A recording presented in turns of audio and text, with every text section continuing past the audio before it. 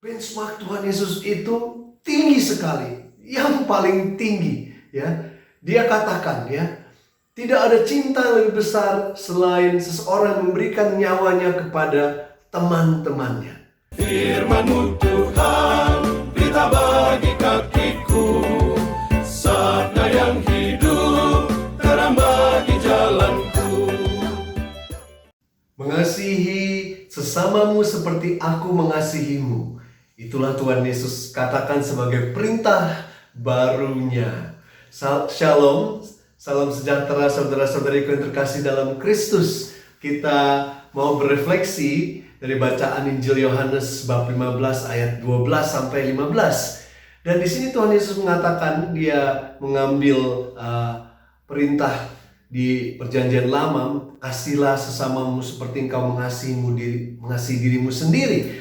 Tetapi dia memperbaharunya dengan mengatakan bahwa kasihlah sesamamu seperti aku mengasihimu. Kalau kita mengasihi sesama kita seperti kita mengasihi diri kita sendiri, kita punya benchmarknya itu adalah kasih sesuai dengan standar kita. Tetapi Tuhan Yesus kali ini perbarui standarnya, benchmarknya adalah bukan kita lagi, tapi benchmarknya adalah Dia sendiri, Tuhan Yesus sendiri. Bagaimana Dia telah mencintai kita. Memang di sini kalau kita baca indah ya ayat ini. Kalau dibaca, wah bagus ya ayatnya. Tetapi kalau kita renungkan lebih dalam lagi, kita mungkin berpikir, mungkinkah, bisakah saya mengasihi sesama seperti Tuhan Yesus telah mengasihi kita? Ya, benchmark Tuhan Yesus itu tinggi sekali, yang paling tinggi. Ya, dia katakan, ya, tidak ada cinta yang lebih besar selain seseorang memberikan nyawanya kepada teman-temannya. Tuhan Yesus sudah memberikan nyawanya kepada kita. Itulah benchmarknya, memberikan nyawa hidup kita ya, kepada sesama kita. Ya, kalau saya pikir-pikir, bisa tidak saya mengasihi Tuhan Yesus disalib seperti itu? Ya, boro-boro memakai ya mahkota duri, ya, kena jarum jahit untuk luka saja rasanya sudah sakit sekali, apalagi mau pakai mahkota duri, ya, apalagi mau dipaku di tangan, ya. Saya pikir, Tuhan, saya tidak mampu mengasihi seperti Engkau mengasihi, ya, sungguh sulit. Tetapi pertanyaan mungkin bukan saya bisa, ya, tetapi apakah saya mau dulu ya mengasihi, baru Tuhan yang membisahkan saya, memampukan saya.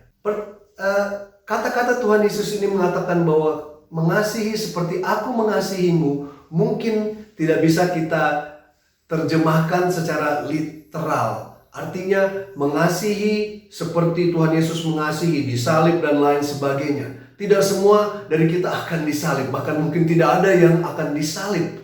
Tetapi esensinya tetap sama, yaitu memberikan hidup kita, nyawa kita kepada saudara-saudari kita. Esensinya sama, bentuknya bisa lain, ya.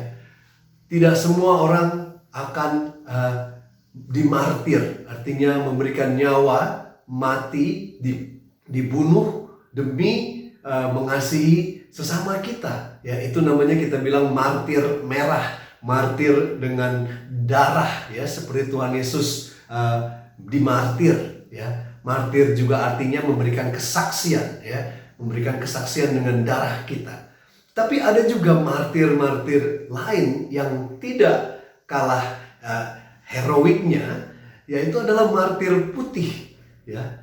Kita sebagai seorang biarawati, seorang religius, ya, kita mau dan beraspirasi untuk menjadi martir putih. Artinya walaupun mungkin kita tidak mati berdarah-darah, ya, untuk memberikan kesaksian cinta kita kepada Tuhan Yesus dan kepada sesama, tapi kita mau mencoba untuk mati setiap hari, mati dari segala keinginan kedagingan kita. Makanya kami mengambil kaul kemurnian, kaul ketaatan, dan kaul kemiskinan.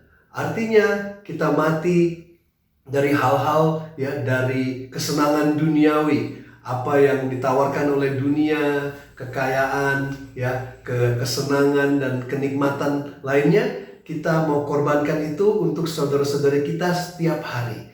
Hal-hal yang kecil-kecil ya. Lalu kita juga mau mengorbankan hidup kita ya, kita tidak punya keluarga, tidak punya harta milik sendiri demi mengasihi sesama kita ya. Kita mau mengorbankan ya keinginan kita bahwa kita mau taat. Artinya taatan itu kita mengorbankan apa kehendak kita sendiri demi kehendak Tuhan ya, yang lewat sesama kita. Mati setiap hari itu tidak mudah. Dan kadang-kadang saya pikir, Tuhan, mungkin satu hari saja memberikan nyawa sampai habis lebih baik daripada rasanya mati setiap hari.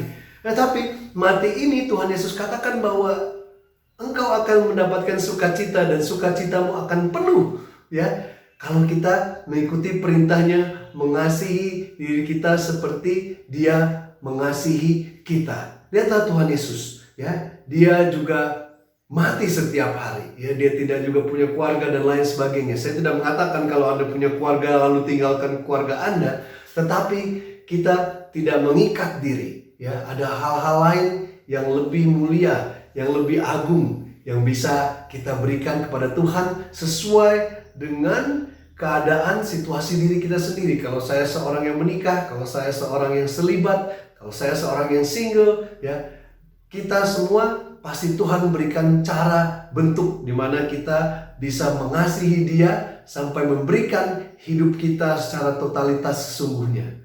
Saya bisa mengatakan ini dan mengatakan itu gampang, tapi kenyataannya kita semua pasti ada di bawah, tidak sampai ke benchmark yang Tuhan sudah berikan itu ya.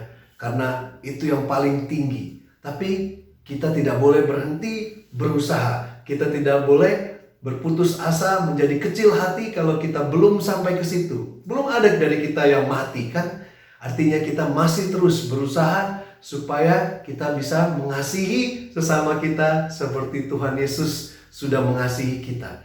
Kalau memang kita mendekati itu saja, pastilah ya, dunia akan melihat bahwa Tuhan sungguh mengasihi kita lewat diri kita sendiri. Semoga Roh Kudus menguatkan kita, menjadikan kita saksi-saksi Kristus yang memberikan hidupnya kepada sesama kita. Dan biarlah nama Tuhan Yesus dimuliakan.